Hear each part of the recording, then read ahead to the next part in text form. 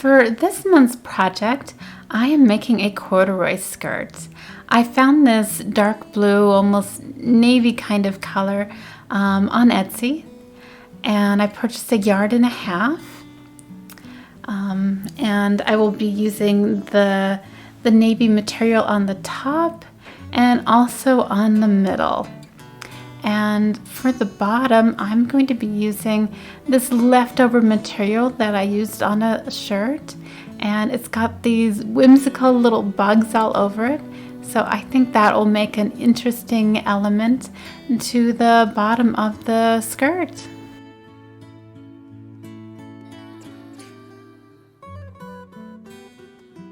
To start to prep the fabric, what I'm going to be doing here is an overlock stitch, and I do the stitch along all the edges of the fabric. This is something that I do before I even start to sew anything together. And I think it's really helpful just to prevent fraying. If you have a material that is easily frayed, you might find that it starts to fray after even a couple hours after you've cut it. So this is definitely gonna prevent that. This is a corduroy material, and I find that the corduroy material is really prone to fraying. So I think that this stitch is a stitch in time. So it'll just prevent the fraying while you're sewing together the pieces.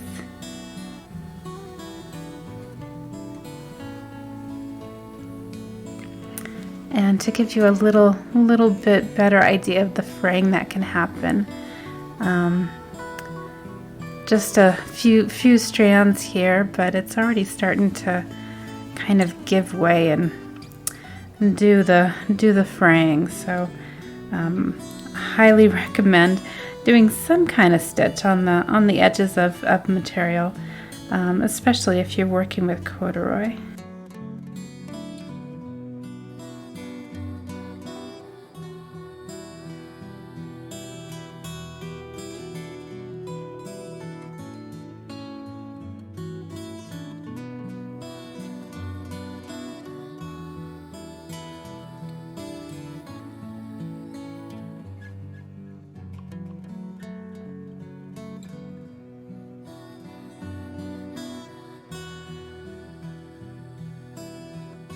I'm just starting to sew up the middle part of the skirt, and the reason I'm having a middle part of a skirt is because I only purchased 1.5 yards of fabric. So to make that yardage work, I cut a additional 4 sections, and I think I just got really lucky because the grains of the fabric are going up and down, which is gonna match the top part of the skirt just perfectly. So I think I just got really lucky on that part.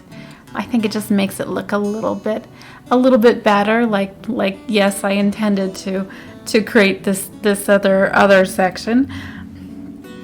And what I'm going to be doing is sewing 4 parts of this middle section with a straight stitch.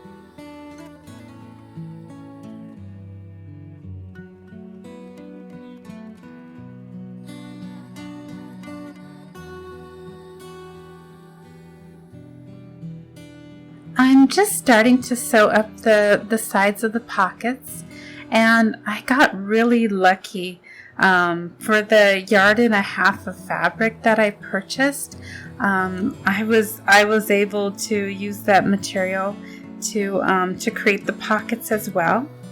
The last time that I did a very similar skirt with a yard and a half of fabric, I ended up having to use a different fabric for the pockets. So I was really surprised when this worked out, so I could use the same material for the pockets. So that was a happy surprise. I'm thinking that maybe I'm just getting better at using my material and placing things out so I can make better use of my fabric. That's kind of my thought on where the extra fabric came from this time. And what I am doing is just a straight stitch.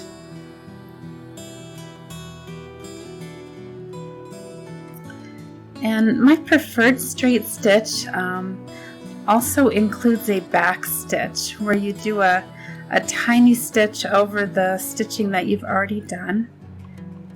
And I think that creates for a little more sturdy stitch.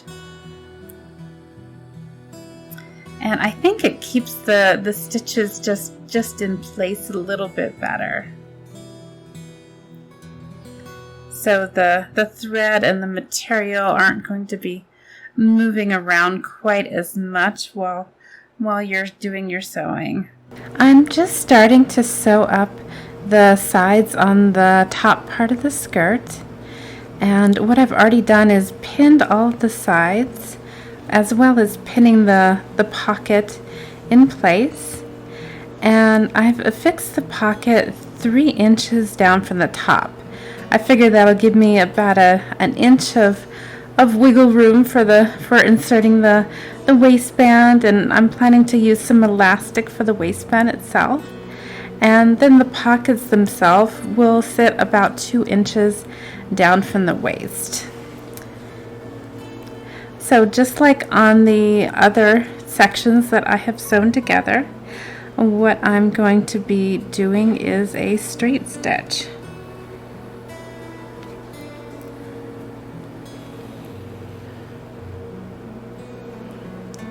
And the straight stitch that I love to do is doing about 2 or 3 stitches down there and then actually doing a back stitch.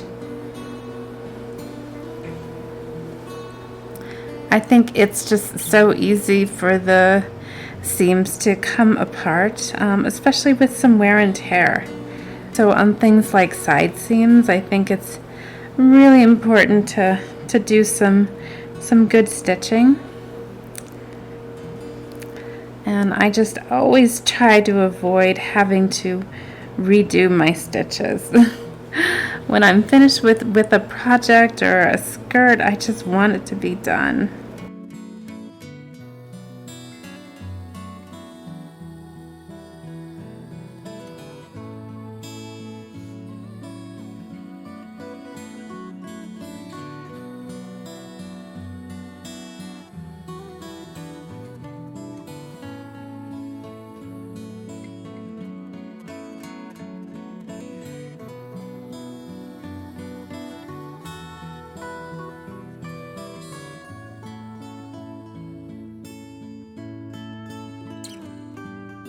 What I'm doing now is I've just pinned the top portion of the skirt to the middle, and these are the right sides, so I put the right sides together and I did many pins. I almost used up all of the pins that I own to do all of this. So that's not too bad, but it's a little bit of work. So what I'm going to be doing is a straight stitch. The straight stitch has been used so many times in this project, but it seems to be the best one to get everything together.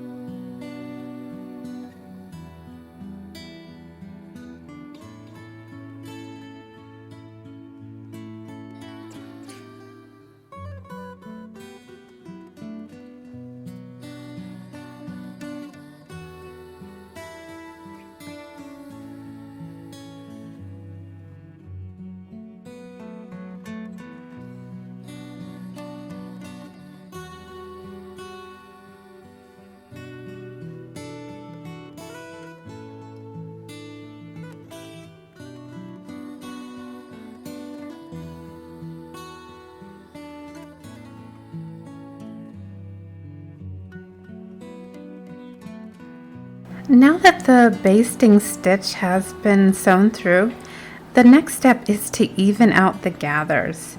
Right when you do it, you're going to find clumps of gathers and clumps of not gathered. So the next task is to even it out as much as possible.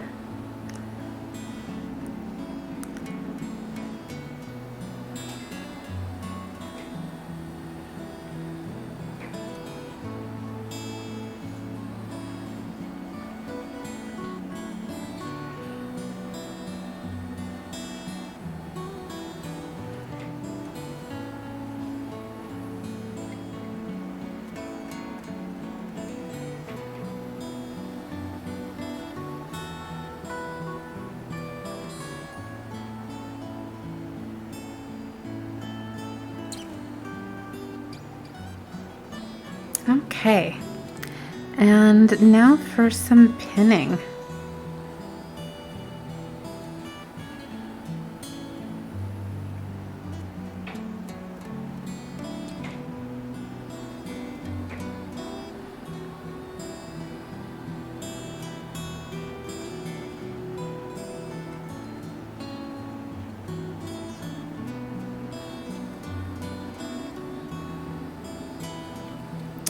And my goal here is to put as many pins as possible. Okay, not as possible, but because that would be crazy. But just try to add as many pins as possible in order to keep the gathers that you've already done. That is really the trick in the pinning, is you don't want to have to regather what you've already done. So we're just trying to keep this in place until we do the more permanent stitching.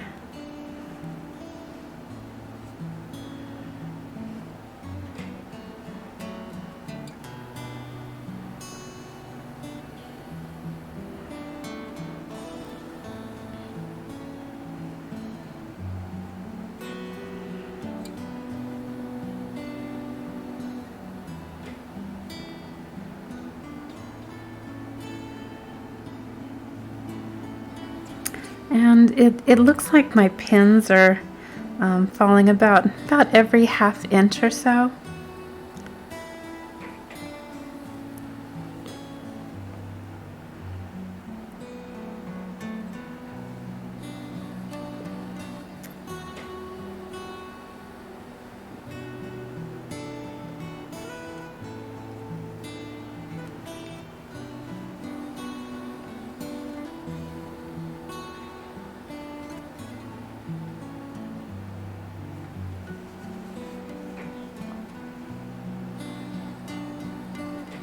And here are all of the pins.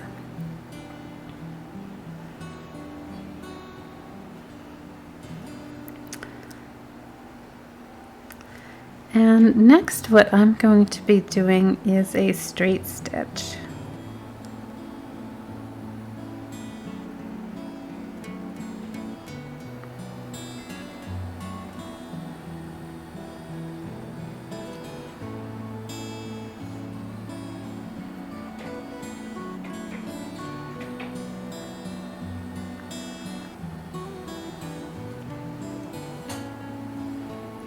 And I always keep a big pin where I'm going to start working. Last night I stopped about there, and it's just nice visually to be able to see where I'm going to start again. You know, just because the thread and the fabric blend together so easily, it can be a chore to figure out where to start. So save yourself a little bit of time and just create a really good visual marker.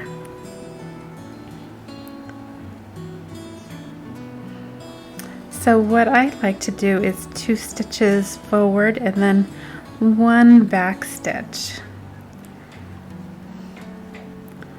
I think the back stitch is really important if your seams are going to be getting a lot of wear and tear.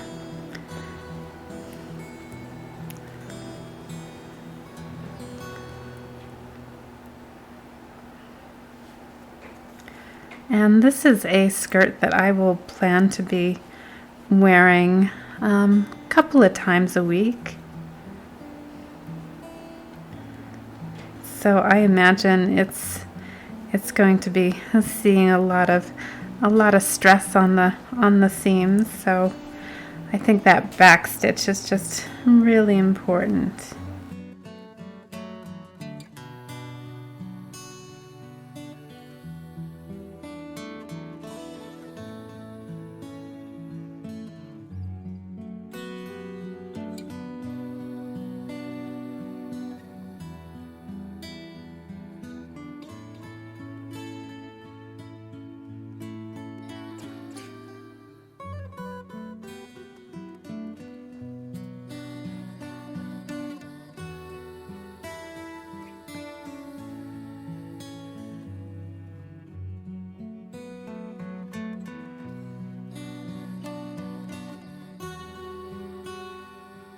I'm just starting to work on the waistband, and I've pinned up about 1 inch, which should be plenty of room for my elastic.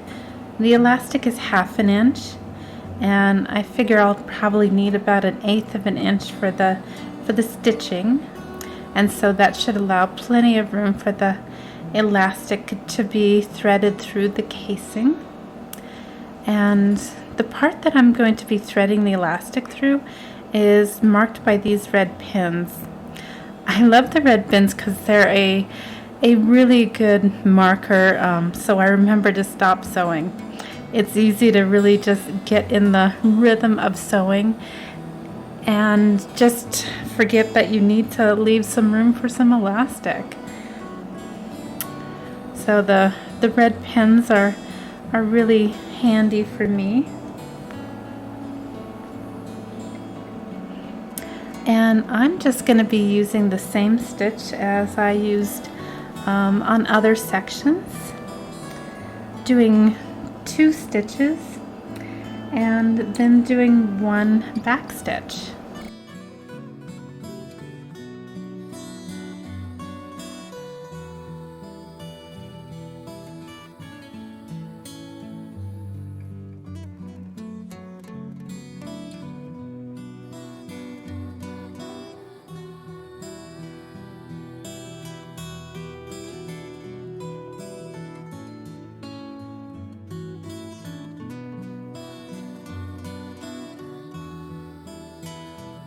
I've finished threading the elastic through the waistband, and to finish off the elastic, what I did is I did a straight stitch across this way and this way, and I also did some stitching on the sides as well. My thought is that the elastic in the waistband is going to get so much pressure, with pulling it off and on, and I don't want it to come loose. I think that's one of the worst things that has happened to me, is if you're in a hurry and think that you don't need that much stitching on your elastic, and you're moving about with your day and all of a sudden it just comes loose. That's something I do not want to have happen on this skirt. So more stitches is kind of my methodology. And what I'm going to be doing is a straight stitch, just continuing the stitching that I've already done here.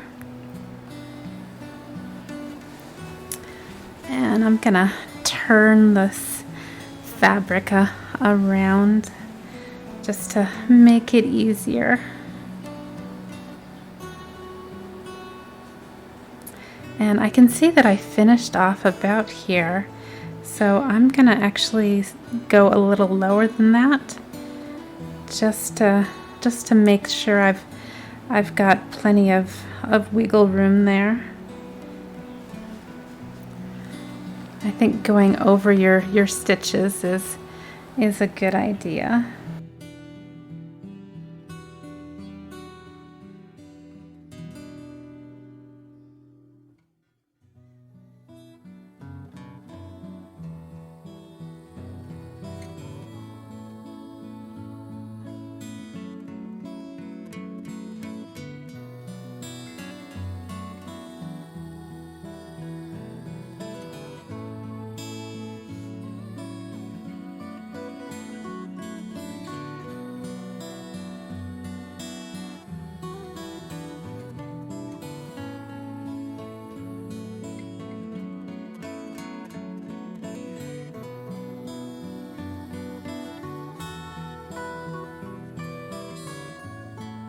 For hemming up the bottom of the skirt, what I did is I turned the fabric 2 inches around there.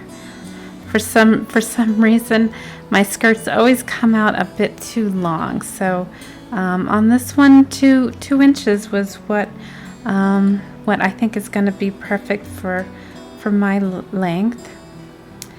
And I'm going to be using what I like to call an invisible stitch, where I just grab a couple of strands of thread on the underside there, and then I push the needle through that side. And I do it in this way so it doesn't really come up on the other side. You can see it kind of puckering on the other side, but it's not really obvious what you have done. So I think that's just an easy way to hem up the bottom of a skirt.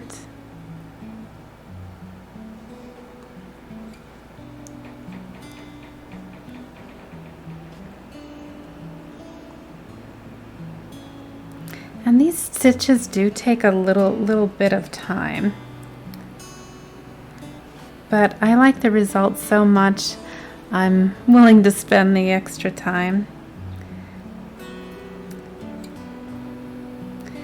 And you just kind of figure it's not fast fashion, you know, it's not going into a store and just picking up the cheapest material and the cheapest item that you can. This is something that you're doing that's going to stand the test of time. So figure sewing is a process, and it's a process that I enjoy. So I figure it's worth a little bit of time. And if you're like me at all, sewing isn't a chore. It's not something that you have to do. Sure, you need clothing. That's true enough. But the act of sewing is a hobby. It's something that I do for recreation and for fun.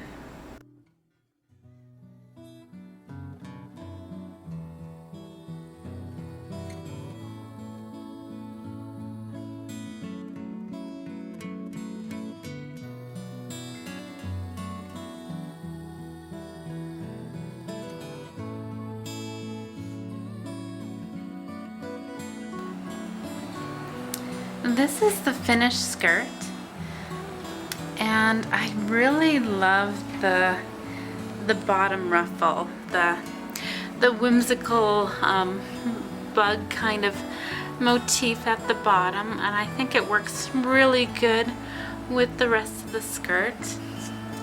And I like it how it's just kind of an accent kind of material. I think because most of the skirt is just a dark blue, I'm going to be able to wear it with different kinds of tops. And I think that because the bug portion of it is so far to the ground, it's just going to create a really interesting accent. So I really do like that. And I think the dark blues actually match really well together. They don't seem to clash at all. And it's really, the textures are really interesting. The corduroy is a little bit rougher to the touch, and then this cotton material is a little bit softer. So I like the contrast of materials. And overall, I'm just really pleased with how this turned out.